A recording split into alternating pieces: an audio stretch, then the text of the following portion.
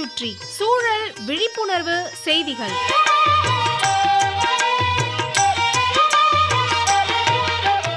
அன்புள்ள வரதராஜன் சார் அவர்களுக்கு உங்கள் மாணிக்கம் எழுதும் மடல். நலம் நலமறிய ஆவல். உடல் ஆரோக்கியமும் உள்ள ஆரோக்கியமுமே நமது வாழ்வை வளமாக்கும். ஆரோக்கியத்துக்கு 6 பழக்க வழக்கங்களை பட்டியலிடுகின்றனர் இயற்கை ஆர்வலர்கள். முதல் பழக்கம், மனசை லேசாக்கணும். மனதை பொறுத்து தான் நோய்களின் வீரியம் அதிகரிப்பதும் குறைவதும். உடல் உறுப்புகளை வலிமைப்படுத்தினால் உணர்வுகள் சரியாயிடும், புத்துணர்வு கிடைக்கும். மனம் ஆரோக்கியம் பெற அமைதியான சூழல், அளவான ஆழ்ந்த தூக்கம் அவசியம். ரெஸ்ட், ஓய்வு என்பது மிக மிக முக்கியம். 2வது பழக்கம், தியானம் பழகணும். பிரபஞ்சத்திலிருந்து நேரடியான ஆற்றலை ஈர்க்கும் சக்தி தியானத்துக்கு உண்டு. இது நம் உடல் மற்றும் மனதை மேம்படுத்தும்.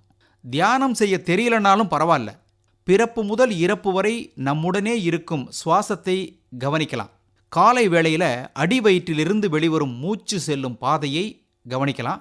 நாள் ஆக ஆக எண்ண ஓட்டங்கள் குறைந்து மூச்சை கவனிக்கும் ஆர்வம் அதிகரிக்கும். இதுவே தியானம் செய்த பலனை கொடுத்துரும். நல் ஆரோக்கியத்துக்கு தேவையான 6 பழக்க வழக்கங்களில் 3வது உணவு. உணவுக்கு மதிப்பு கொடுக்கணும். வரதராஜன் சார், சாப்பிட்ற சாப்பாட்டை மதிக்கணும், முக்கியத்துவம் தரணும். தன் தரையில் உட்காந்து உணவை ரசித்து ருசித்து நல்லா மென்று சாப்பிடணும். அப்போ தான் அதில் உள்ள சத்துக்கள் அனைத்தும் நமக்கு முழுமையான பலனை தரும்.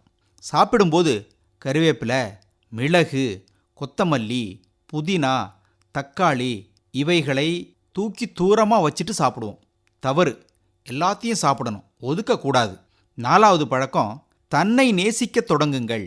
நம்மை நாமே விரும்புவதும் அக்கறையோடு நேசிக்கவும் செய்யணும். இதன் மூலம் உடலும் மனதும் மகிழ்ச்சி அடையும். மன அழுத்தம், மன சோர்வுக்கான தீர்வு வெளியே இல்லை, நம்மகிட்டயே இருக்கு. உடலுக்கு தரும் முக்கியத்துவத்தை மனதுக்கும் தந்து அதற்கு என்ன தேவை என்பதை புரிந்து கொண்டு பூர்த்தி செய்யணும். 5வது நற்பழக்க வழக்கம், உடல் உழைப்பு. இன்றைய காலத்தில் யார் உடம்புல இருந்து வியர்வை வர்ற அளவுக்கு உழைக்கிறாங்க?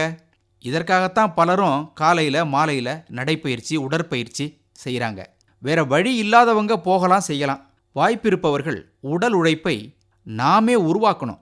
தரையில் உட்காந்து சாப்பிடுவது, அக்கம் பக்கம் போகும்போது நடையில் போவது, லிஃப்ட் பயன்படுத்தாமல் மாடிப்படிகளில் ஏறி இறங்குறது, வீட்டில் துணிமணிகளை சுத்தப்படுத்துறதுக்கு மெஷின்கள் இயந்திரங்களை பயன்படுத்தாமல் நாமளே அந்த வேலைகளை செய்யறதுன்னு உடல் உழைப்பை நாமளே உருவாக்கணும். அடுத்தது வரதராஜன் சார், 6வது நல்ல பழக்க வழக்கம், உணவு பழக்கத்தை சீராக்குதல்.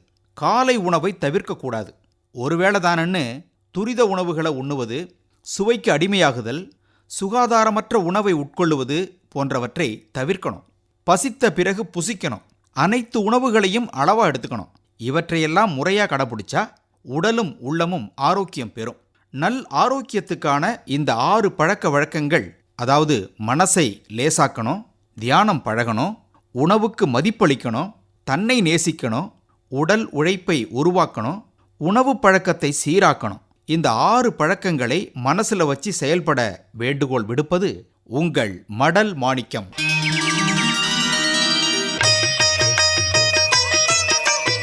நம்மை சுற்றி சூழல் விழிப்புணர்வு செய்திகள் கேட்டீர்கள்.